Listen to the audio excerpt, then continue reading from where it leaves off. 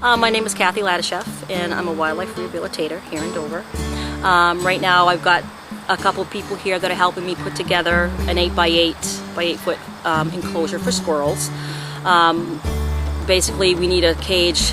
Once the squirrels have been raised from being inside, I like to acclimate them to being outside before they're released. So this is basically a pre-release enclosure for the squirrels. Yeah, because basically it's just so like, weasels won't go in, or chipmunks, because chipmunks will go in, and if I put birds in there, chipmunks would go in and kill birds. So, yeah, and I got a lot of chipmunks around.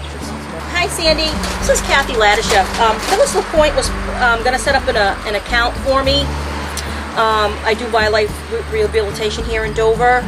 A lot of this stuff is the wood has been donated by a friend of mine, and actually the two people here, Janine and Brian, are actually friends of mine. I work with them. I have a smaller cage that my dad had built for me, and it's all through donated wood. I've been doing wildlife rehabilitation since 1990. I started at the Center for Wildlife in Cape Nettic, Maine. I was there for 10 years. I left there, and I really missed the wildlife, so I decided to start something here in the Dover area because there's such a need for it. I have a nurturing tendency, I guess, and I just really like taking care of the animals and raising them and releasing them, seeing them go back out into the wild. The 99% of the animals that come in are because of caught by dogs, caught by cats, hit by cars. It has something to do with the human impact. We take so much away from these animals every day with all the building that's going up, houses going up here, houses going up there. It just takes so much away from the animals, and it's just a great feeling when I can raise that baby from being the size of my thumb, eyes closed, can't hear, they're deaf because their ears are closed, haven't even been formed yet, and then releasing them.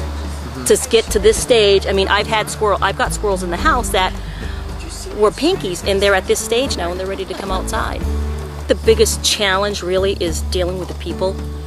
It's really difficult when I talk to people on the phone and they want to keep the animal, and a lot of times by the time I end up getting the animal, it's half dead because the people have good intentions, and I realize that. And I'm not saying that your average person can't take care of these animals. It's that being a wildlife rehabilitator, when something happens, I can see something's going on. I've had, oh my gosh, baby robins, baby crows, a baby raven, catbirds, orioles, cardinals, all kinds of species of birds. And for mammals, it's just basically been the porcupine, red squirrels, gray squirrels, and chipmunks. Had a couple pigeons, had the possums, had the bobwhite. That was it. A couple owls, hawk that came in. Every year I'm going to get more animals. So I'm going to be using more formula. I'm going to have to get new syringes, have to get new, little nipples for it. So that's, that all costs money. The state of Maine, they have like 6-7 pages of rehabbers. New Hampshire got 2. I mean, there aren't many at all. Not many at all. There's always going to be a need for rehabilitation. For rehabbers, there's always going to be that.